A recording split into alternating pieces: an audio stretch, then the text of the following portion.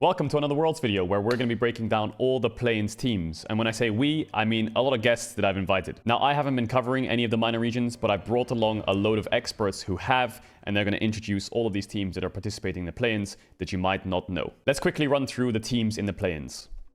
We've got PSG and SHG from the APAC region, VKE and GAM from the VCS, Rainbow7 from the LLA, and Pain Gaming from the CBLOL. There is, of course, Mad Lions from the LEC and 100 Thieves from the LCS as well, but we'll be covering those teams in a later video. Let's start out with Molecule, who's going to introduce us to a few of the PCS and VCS teams. Let's start with the PCS 1 seed, PSG Talon, an org which has dominated the PCS for its entire lifespan, winning 7 of the 8 PCS splits.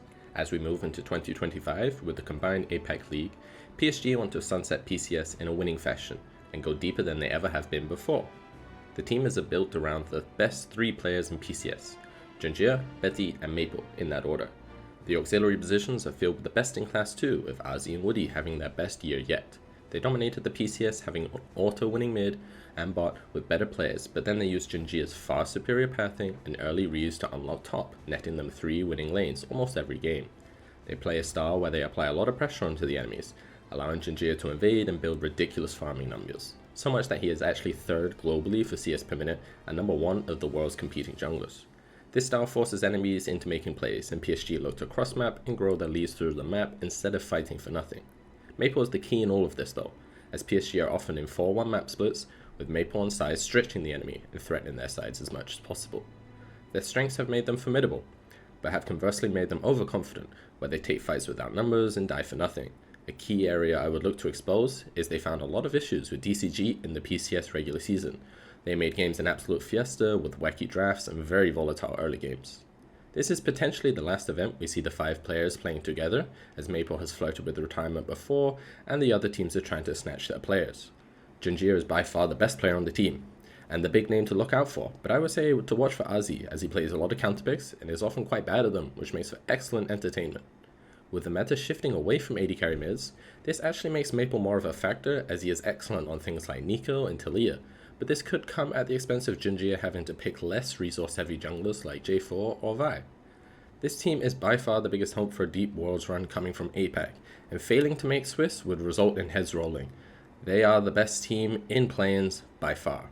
Thank you, Molecule, for that breakdown on PSG. Here's his breakdown on Vikings Esports as well. Vikings Esports, a new organization owned and coached by famous world finalist and LPL jungler SoftBank. This team on paper is Omega stacked. They have the best in role for mid, AD and support, with a strong young jungler and a very raw rookie. They hand stiff everyone in the league, explode games with 2v2 kills, and in most series, they generate ridiculous gold leads at 15, they average the most drakes, they average the most turret plays in VCS, they just take over games. The strengths they have is that they have insanely good players in most roles. And Kati especially, he played AD carry mids better than anyone in VCS, while Shogun in the bot lane is one of the people who's able to pick up on meta picks much faster than the rest of the world. You may just saw Ziggs took over LCK in the last few weeks, while actually Shogun's been playing this all summer. Heck, he was even on the Neela before teams like T1 tried it unsuccessfully. With mages potentially on the horizon for mid lane, that's actually a good signal for Kati, where his speciality is control mages such as Syndra and Victor. Their weakness is very clear but potentially overstated, with Nanoe in the top lane, who vs GAM got massively abused and posted scorelines looking like the Shy in World Finals.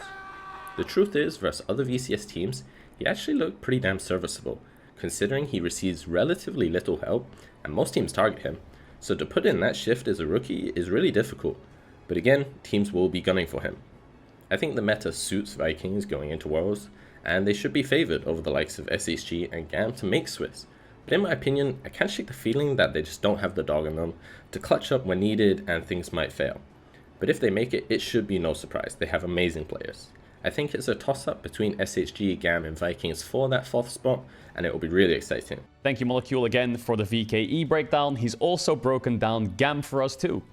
The number 1 seed for VCS is, to no surprise, the one and only GAM Esports, who won their 11th championship, but this was actually the first time in a long time coming into the playoffs they were not the favourites to many, with Vikings being the hottest team from regular season. The team has the dominant duo in the top side of Ki and Levi, but their supporting cast really stepped up. Emo, EasyLove and Elio all played a very important part in this summer's run. I compare this team to a ditto with a pair of Desert Eagles named Kiaya and Levi, and that's because the other three can mimic their opposition so well. They go even in losing matchups, and they have much fewer resources. They are a very objective heavy team and can rely on much superior macro and mid to late game scenarios compared to the other VCS teams who rely on a lot of skirmishes and proactivity. The story of Easy Love is one everyone should know.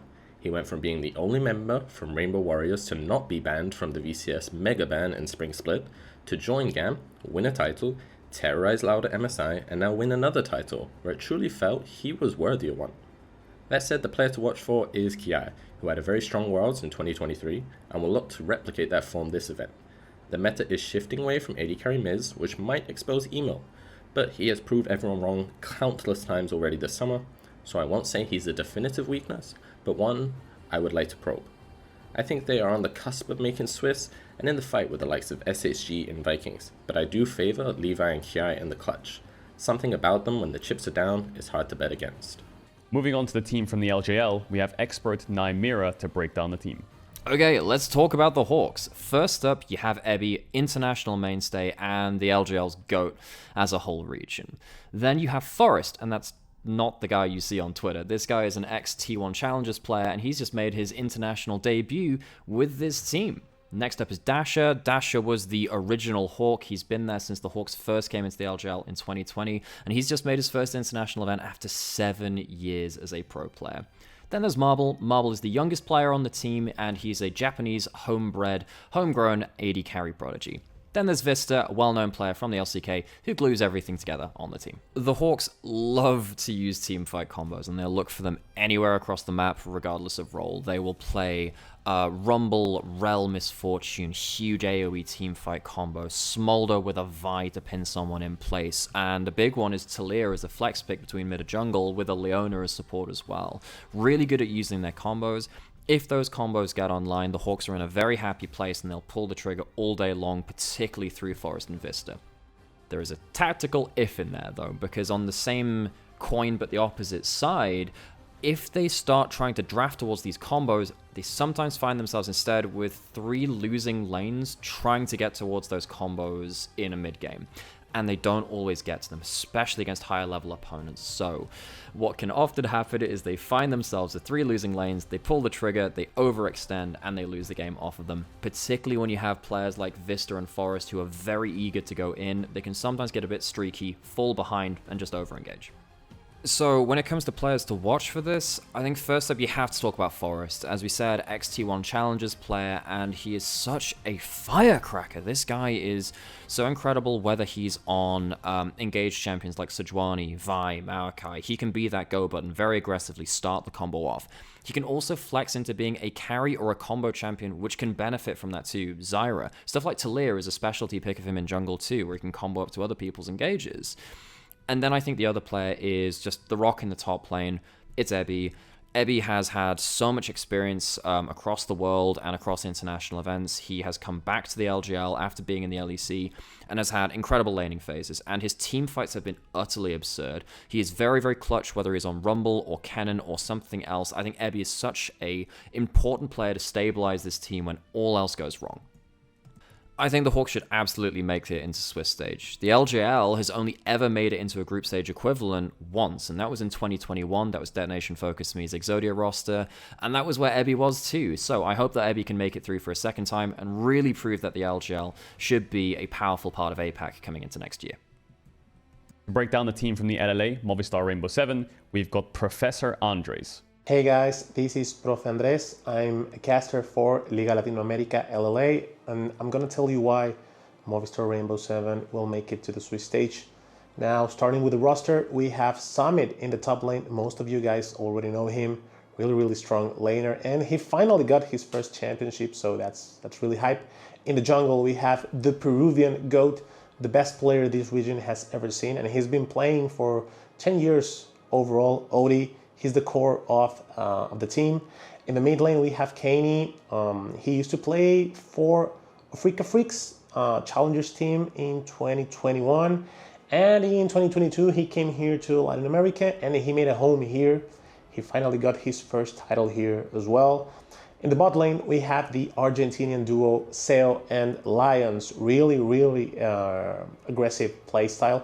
Overall, that's how I would describe Movistar Rainbow7. They really like to make plays all along the map, especially Lions and Odie. They move everywhere.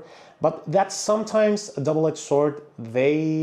Sometimes they don't have a break, and they take fights they shouldn't be doing, and that can cause some trouble.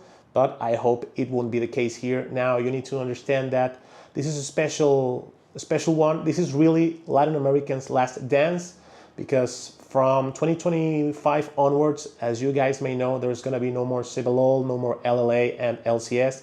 There's going to be the North and South Conference. So Latin America will have to fight for a spot for international events. This is the last time we have a direct seed, at least for playing. So it's going to be a lot of pressure for the guys, but I'm pretty sure they're going to pour their heart and soul to achieve something that the region has never done. Latin America has never been able to get out of Playins. We've been close in 2016, and last year we were kind of close, but I think the bracket it's going to be tough, but it's doable. I think it's going to be a tough call, but I want to ask you guys to believe, and I'm pretty sure by the end of playing, even Pedro will be a believer of El Arcoiris. To break down Pain Gaming from the CBLOL, we've got RandomMinionCaster. CBLOL's representatives, Brazil's pride, and Brazil's pain. To be specific, Brazil's Pain Gaming, that is. The oldest organization in CBLOL with the biggest fan base. They've been around since the beginning of CBLOL back in 2012, and it's only fitting that they are the last champions of CBLOL as we know it now. And they did it in fine fashion this split. Dominated the competition with great early game leads. They knew exactly how to generate those advantages. And they knew how to use those advantages in team fights. The teamwork on this team is something to watch. Now, they weren't perfect. And despite the leads they generate in the early game, sometimes their mid game can stall out a little bit. They don't push the advantages as much as they should. And they give windows of opportunity for people to come back. Their drafting and game plan is pretty straightforward as well, so no real surprises for the most part. You know exactly what you're going to get with the team. But hey, if it's good, if it works, and they still won CBLOL. Now, the organization has a lot of history, but most recently, they kind of struggled. They've made 6 straight grand finals in the last 6 splits, but the core, the top side, Wiser in the top lane, Karaoke in the jungle, Dinkiddo in the mid lane just could not find a win to save their life. So they made second place 5 times and were jokingly called the eternal second place team. But this split, they managed to change it. Dinkiddo, the mid laner, had the best split of his career. He's long been living the shadow of legendary Brazilian mid laner Tinones, but this split, he excelled and surpassed Tinones as the #1 bar none mid laner of the region. In the bot lane as well, that was a big change. Earlier this year, they brought in Titan, who is a vocal Brazilian AD carry personality, known as a playmaker, as a shot caller. This guy will engage. He believes Arcane Shift is an engage tool, and that has backfired in the past, but the desire to engage is definitely there. And he brought his hand-picked Korean import support as well, Kuri, who, now that guy knows how to engage. His Alistair and Rel did some disgusting things behind turrets, in enemy jungles, defensively, whatever you name it, Kuri will find the engage for it. We are hopeful that Pain can have a good showing, but we understand that it will be a bit of a tough one. The hope is to make it out of Playins. The goal is to make it out of Playins. The realistic expectations, well, we'll take whatever we can get, and we're just hoping generally to show that, hey, we aren't a one-team region and that we do have good players. Ideally, we make it out, but if we fall in the way, as long as we put up a good shot, that'll be fine. And that's Pain Gaming and CBLOL's hopes at Worlds. Go Pain! Thank you guys for watching the video, and thank you to all the experts who took their time to make those videos breaking down each team. I really appreciate it. There's loads more Worlds content coming up soon, so make sure you subscribe, like the video, and I'll see you guys on the next one.